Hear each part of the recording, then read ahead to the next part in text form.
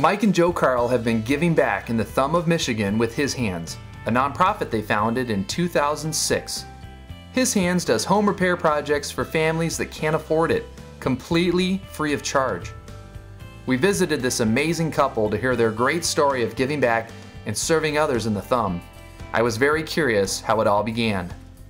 I think we were watching Extreme Home Makeover, and Joe said, you know, we can do something like that. And I said, yeah, okay, sure. You know, we'll paint some cabinet doors or, you know, fix something, little stuff. Just thinking little things, you know, nothing serious, just little odds and ends, you know, handyman kind of stuff. And she's like, yeah, okay. So we talked about it, and then there was a gal that we knew.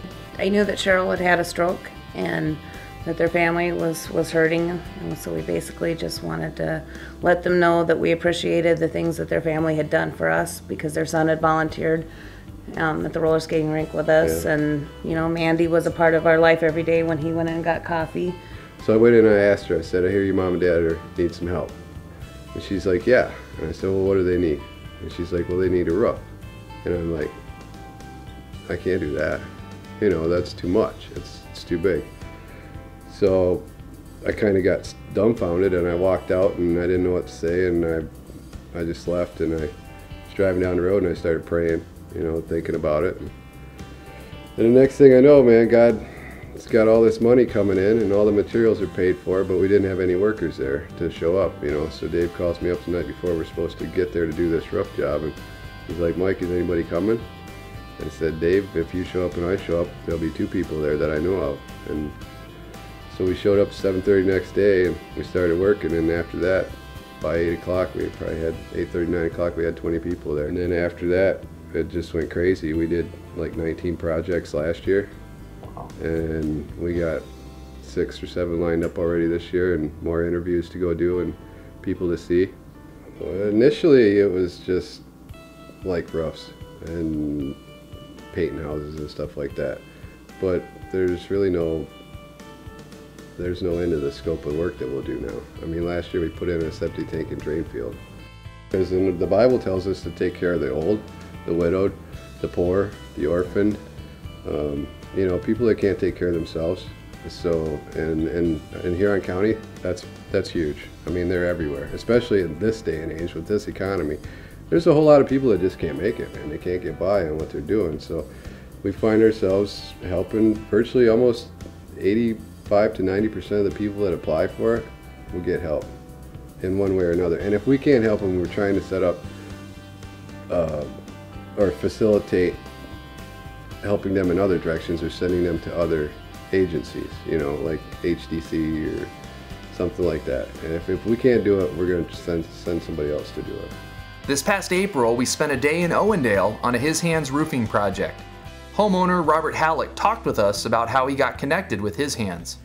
We went to the Salvation Army, and they suggested the Habitat for Humanity, and they contacted Helping Hands, His Hands. It's the original roof, and as you can probably seen yourself, it was in need of dire repair. Yeah. And we just bought the house 2 years ago, and we're just not ready yet to afford to put a roof on it. And these guys were all good enough to come out on their day off and put a roof on for us.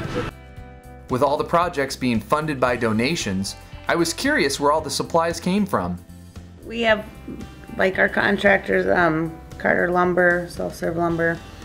I mean, they go out of their way to, you know, if they can give us like discounts or True Value, a case called True Value. They'll cut us major deals just to help us out, because they want to be a part of being involved in the community, and this is a way for them to get involved.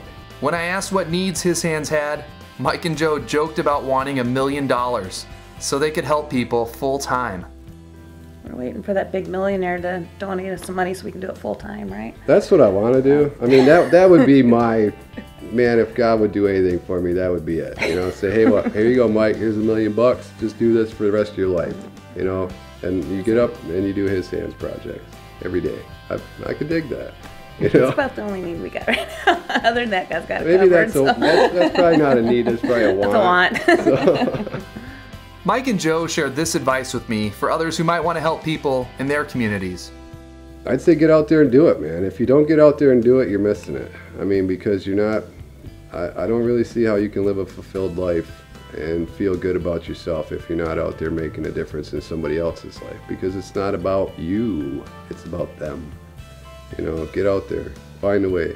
And you don't have to get a whole bunch of people. I think that Nope. all you need to do is just, you know, walk outside and probably walk over to your neighbor's house Yep. and ask them what you can do for them. Rake their leaves, cut their grass, wash their windows, whatever. You know, everybody needs help. All of our projects, and it doesn't matter. I mean, there's always been something that happens at each one of them, but you go in thinking that you're going to help these people, and they end up, you get like way more out of they it. bless than- you more than you bless right. them. I mean, and that's the thing I struggle with, because, you know, I do construction for a living. So on a Saturday, I don't want to get up and go do more construction. So I'm, you know, grumbling to myself, getting in my pickup. And then when I get there, man, and by the end of the day, when I'm leaving, I'm crying, you know. So yeah, it's more blessing to us than them. And it's not about glory. It's not about fame. It's about serving. It's about opening your heart to the needs and the hurts and the wants of the other people in your community.